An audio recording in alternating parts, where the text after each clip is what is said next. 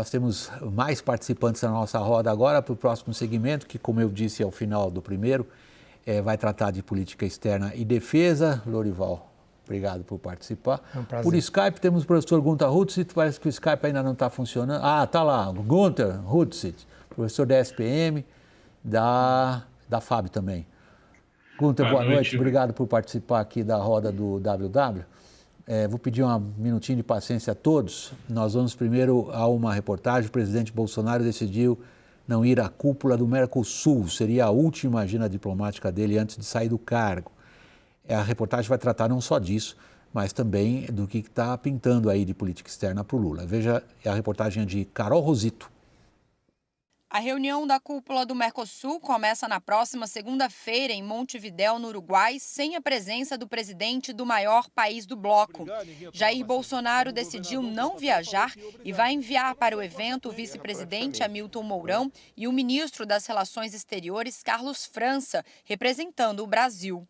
A primeira reunião presencial dos líderes do bloco desde o início da pandemia foi em julho deste ano. Em meio à pré-campanha, Bolsonaro participou por videoconferência, alegando compromissos oficiais no Brasil. Desta vez, o Itamaraty não informou o motivo para a ausência do presidente naquela que seria sua última agenda no exterior. O presidente já não havia ido à Conferência Mundial do Clima, a COP27, em novembro, no Egito, que contou com a participação de Lula. E é exatamente neste período de transição de governo que os Estados Unidos já marcaram agenda com o presidente eleito. A CNN apurou que o conselheiro de Segurança Nacional da Casa Branca, Jake Sullivan, virá ao Brasil na semana que vem, junto com o assessor para a América Latina, Juan Gonzalez. A pedido do presidente Joe Biden, eles farão um primeiro encontro com Lula após a vitória do petista. Na pauta devem estar questões consideradas prioritárias para o governo americano, como a relação do Brasil com a China e a Rússia, e também sobre o comércio entre Estados Unidos e Brasil.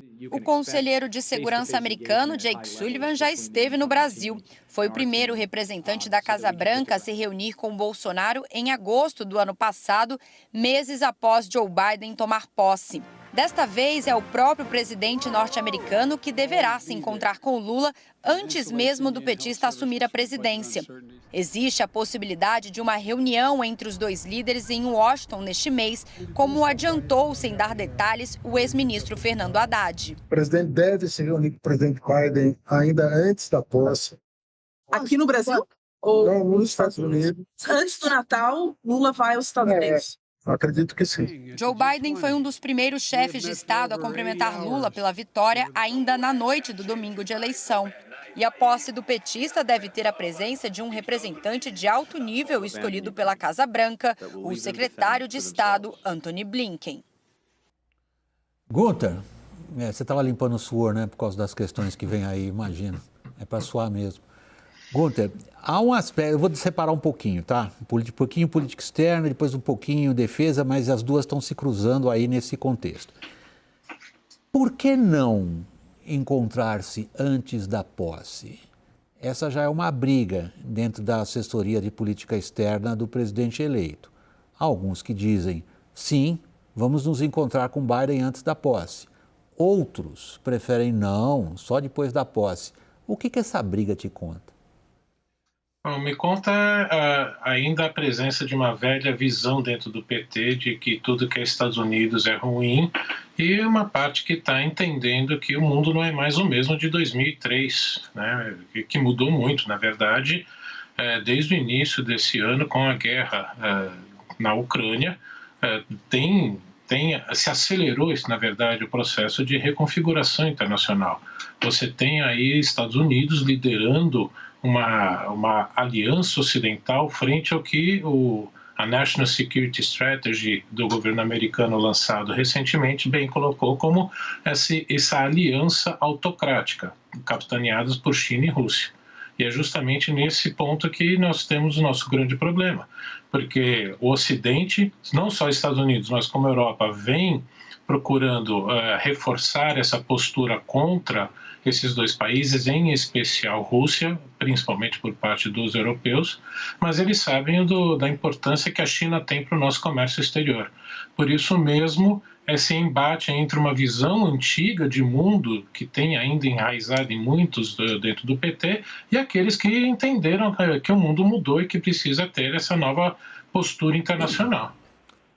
Lorival, o recado dos americanos, a julgar, inclusive agora pelo que o Gunther está nos dizendo, é bastante claro.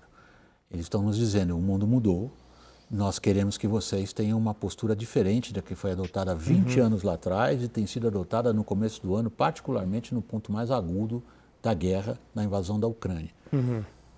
Está claro qual é o espaço que a gente tem para ocupar? O espaço é muito grande, se o presidente Lula quiser ocupar.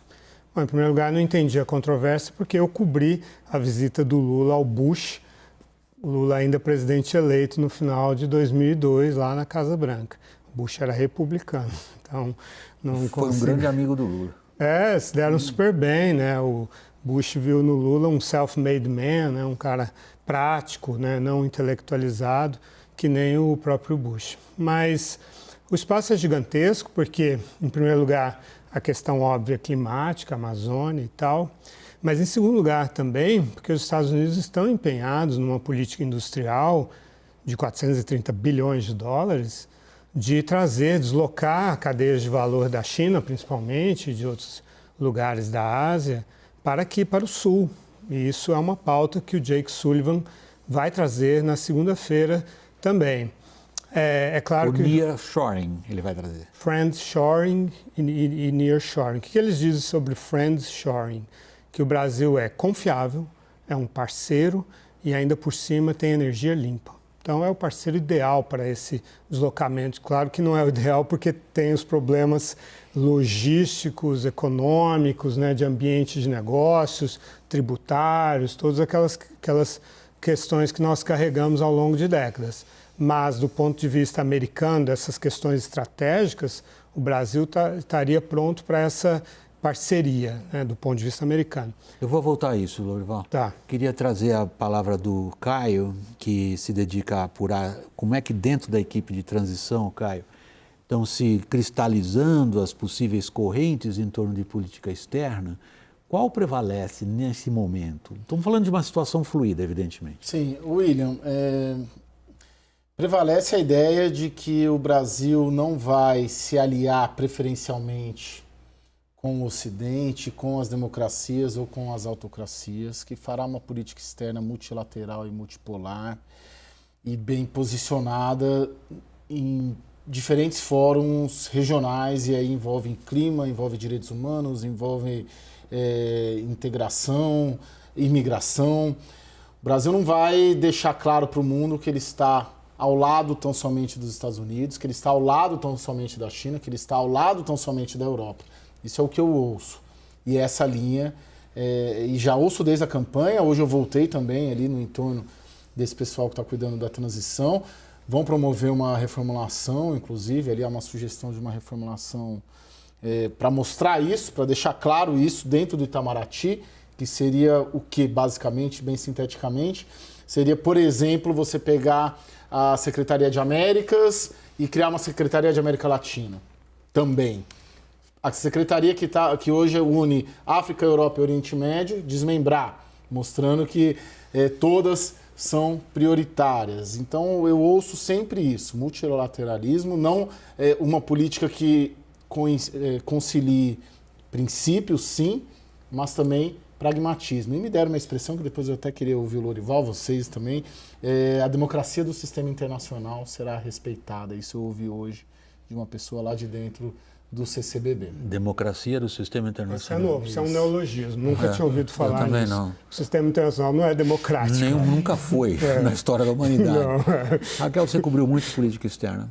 Está ficando claro para você, eventualmente, ok? Eu reitero, nós estamos numa situação fluida. Assim como discutimos no primeiro bloco, a situação fluida da capacidade que tem o novo governante de entender as relações de poder ou não e como ele constrói maiorias ou adere a pautas em função desse reconhecimento. Nessa situação fluida, você, com a experiência que você tem de cobertura de política externa, você começa a identificar linhas ou ainda não?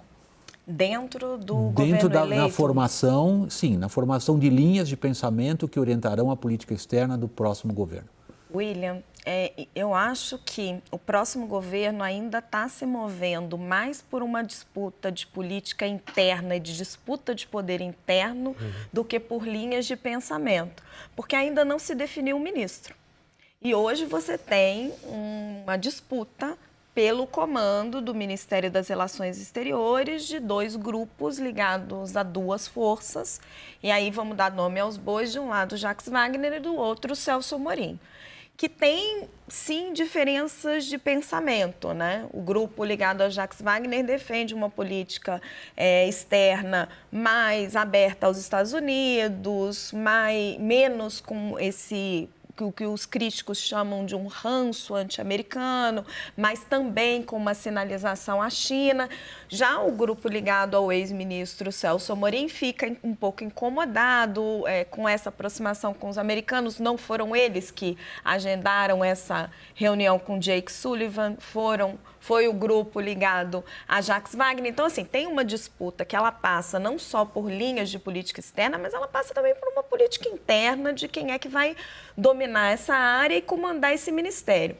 Quando eu acho que eles derem um outro passo para ir discutir qual vai ser a linha do Brasil neste mundo polarizado entre Estados Unidos e China, aí eu acho que eles estão diante de um dilema difícil. Vamos a ele? Posso só rapidinho? Claro. Porque se tem, como o Lorival falou, toda essa oportunidade junto aos Estados Unidos desse que está se chamando de nearshoring, friendshoring, de que o Brasil pode entrar nessa rede americana de fornecimento de produtos, nós já estamos na rede chinesa. Nós fornecemos uma quantidade enorme de commodities, de soja, de minério de ferro para os chineses, do qual a gente não pode prescindir dessa exportação. Então, assim, o Brasil é um país grande, relativamente grande no sistema internacional, que tem negócios com as 2 nações e, do ponto de vista de negócio, assim deveria continuar.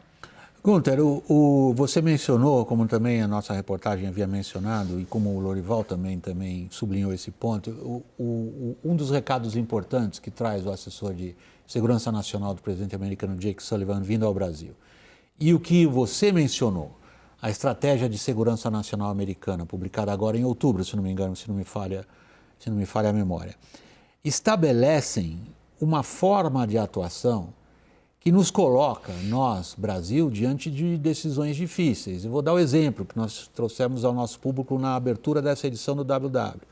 A gente comprou caças para reequipar a Força Aérea Brasileira. Isso não é compra e usa como um carro. Isso significa adotar transferência de tecnologia durante décadas de um país que considerávamos neutro. Hoje é um país da OTAN. Nós queremos, do ponto de vista da defesa dos nossos recursos, particularmente a nossa linha do litoral, chegar a um submarino de propulsão nuclear, cuja tecnologia é diretamente dependente de outro país da Aliança Ocidental, que vem a ser a França. E por último, o Exército está adquirindo essa arma que ficou tão famosa agora no começo da guerra da Ucrânia, o míssil antitanque Javelin americano, mais de 200 estão sendo adquiridos, e isso não é entregue a quem os americanos eventualmente tenham desconfianças. E tem a China. O que nós vamos fazer? Bom, do ponto de vista militar, nós estamos amarrados ao Ocidente. Isso não tem como negar, com todos esses exemplos que você colocou, são muito bem isso. O exemplo maior agora realmente é o Gripen, Suécia, neutra, foi inclusive um dos pontos principais para a escolha desse caça, porque estaria longe das amarras de transferências de tecnologia dos Estados Unidos, né? Caso, por exemplo, aqui do Super Tucano da Embraer, que tem uma tecnologia embarcada americana e que limita a quais mercados a Embraer pode vender. Era para fugir justamente disso que também foi escolhido o Gripen e hoje não é. Então, e a gente ainda não falou nem do ponto de vista do Exército, que tem feito várias unidades militares brasileiras, não só do Exército, FAB também, mas principalmente agora o Exército, se aproximado muito, né, do Exército norte-americano, aprendido muito com eles, unidades foram para lá, do Exército americano, né, veio para cá, portanto, estamos amarrados a esse Ocidente. E, portanto, você ter uma linha de política externa diferente de uma linha de política de defesa vai gerar muito ruído e complicar essa inserção. Portanto, desse ponto de vista, fica cada vez mais estreito o nível de escolha de liberdade que a gente vai ter que ter, e aí que se espera que o Itamaraty volte a ser aquele velho Itamaraty tão reconhecido antigamente, de um profissionalismo muito grande, e que soube, em diversos momentos, conseguir defender os interesses brasileiros e se manter relativamente bem, sem aderir incondicionalmente a nenhum dos dois lados.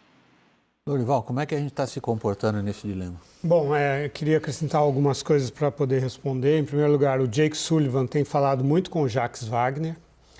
Em segundo lugar, não envolve esse deslocamento das cadeias de valor, não envolve deixar de exportar commodities para a China, até porque os Estados Unidos exportam muitas commodities para a China e são até concorrentes do Brasil nisso. Mas aquela lei que entrou em vigor em outubro, que tirou da China a capacidade de importar microchips, né, semicondutores, com a tecnologia embarcada americana, que envolve a tecnologia ECAD de desenho de equipamentos, ou seja, a China não poderá mais fabricar microchips, semicondutores, e isso está tendo um impacto muito grande sobre a competitividade chinesa, isso já está tendo efeito sobre a economia chinesa. Esse é um dos aspectos desse protesto que nós estamos vendo agora. Não é só por causa de lockdown. A economia chinesa está sofrendo uma severa desaceleração por causa desses aspectos, da falta de atratividade. Microchips que estão em armas americanas.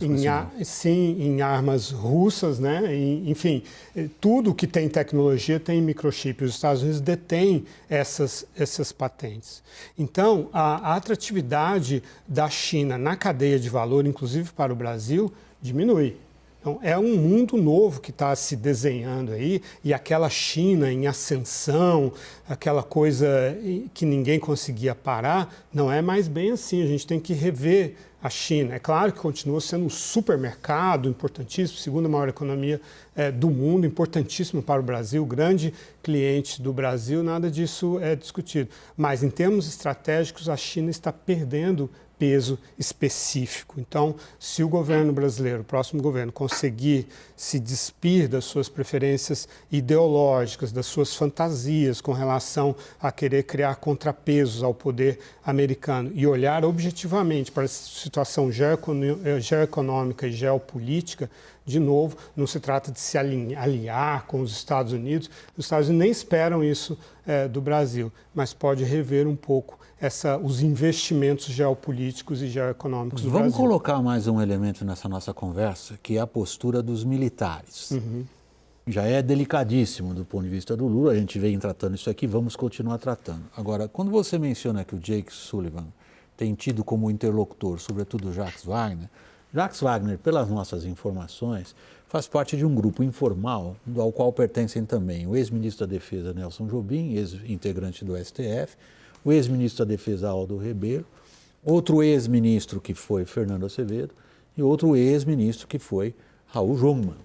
Eles formam uma espécie de, digamos, que palavra a gente usaria? Um conselho não dá, mas um grupo informal que capta por parte dos militares brasileiros algumas demandas que estão chegando ao Lula por via indireta, porque está faltando a ponte direta.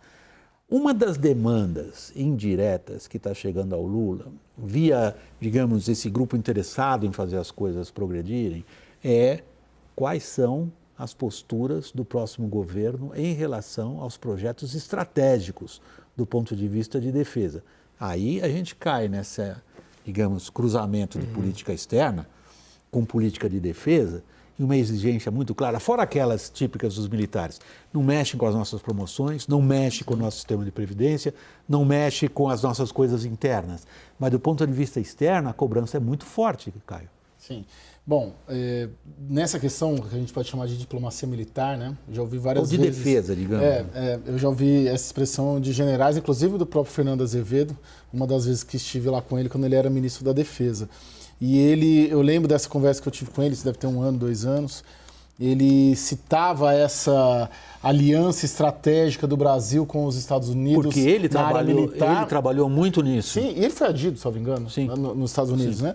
Ele tem uma expressão, isso no meio militar, salvo engano, chama Arco do Conhecimento, né? Que são as alianças e parcerias em termos de indústria de defesa.